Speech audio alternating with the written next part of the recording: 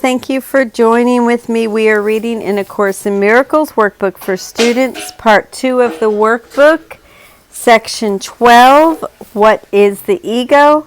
And this is lesson 340, I can be free of suffering today. Father, I thank you for today and for the freedom I am certain it will bring. This day is holy, for today your Son will be redeemed.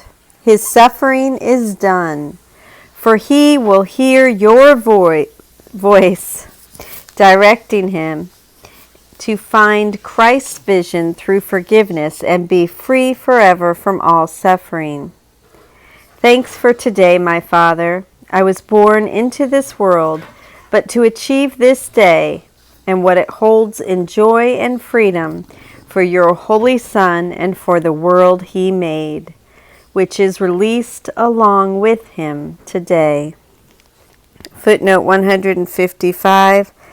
The language in the prayer may seem extreme, yet Jesus sees our giving this kind of importance to the day's practice and having this kind of confidence in success as the best way for us to make good on the promise contained in today's idea, that we can be free of suffering today. Be glad today, be glad. There is no room for anything but joy and thanks today. Our Father has redeemed his Son this day. Not one of us but will be saved today.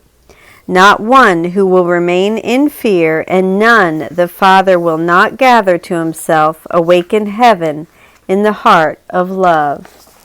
And now we will read the commentary by Alan Watson. I can be free of suffering today. The workbook lessons from 221 on are meant to be used as brief introductions to holy instance of direct experience of the truth. As the introduction to part 2 of the workbook says, now we attempt to let the exercise be merely a beginning, for we wait in quiet expectation for our God and Father. We say some simple words of welcome and expect our Father to reveal himself as he has promised. We say the words of invitation that his voice suggests, and then we wait for him to come to us. The words of invitation seem to refer to the prayers in each lesson. The idea is that we read the lesson over and perhaps think on it a minute or two. Then we repeat the prayer that invites God to join us. More and more as I have worked with these lessons, I have found increasing benefit from really focusing on these prayers and making them very personal. Then we wait quietly until we are aware of God's presence with us. That is the whole purpose of the exercises. I can be free of suffering today. So let me remind myself of this. Freedom from suffering is my choice. I have the option today to be free. As I listen to God's voice directing me to find Christ's vision through forgiveness, I will be free forever from all suffering. Let me think on that a moment, pray the prayer given here, and then sit quietly and wait, listening, opening my mind to that vision. I do not live in that vision yet, or only sporadically. To me it seems I have some way to go. So I wait, I make my mind empty, available to him, and ask him to fill me with this vision and to enlarge it in my mind. I was born into this world but to achieve this day and what it holds in joy and freedom for your Holy Son and for the world he made. Achieving Christ's vision fully is all that I am here for. I was born for this. Perhaps today I open myself to it. I loose my mind from all lesser thoughts and offer it to you. In this holy instant, I can find that release. Perhaps it won't last more than a few minutes, a few seconds. Perhaps it will lodge in my mind and stay with me all through the day. Salvation is already accomplished, and I can tap into that awareness right now, even if I forget in 10 minutes, even if I lose the awareness. The memory will remain and will sustain me, transforming my day from what it would have been had I not spent these moments with you. So I give myself to this time, this remembering. We all will remember. God will gather us all to himself, and together we shall all awake in heaven in the heart of love. Take heart, my soul. The outcome is as inevitable as God. The way may seem long at times, but the ending is sure, and no anxiety need touch my heart. I am content in this moment simply to be with you. There is nothing more that I need. There is no room for anything but joy and thanks today, and only these will I welcome into my holy mind. And now I will lead us into the meditation where we can sit on this prayer. Lesson 340. I can be free of suffering today. Father, I thank you for today and for the freedom I am certain it will bring. This day is holy, for today your Son will be redeemed. His suffering is done, for he will hear your voice directing him to find Christ's vision through forgiveness and be free forever from all suffering. Thanks for today, my Father. I was born into this world but to achieve this day, and what it holds in my mind, and freedom for your Holy Son and for the whole world he made, which is released along with him today. I can be free of suffering today.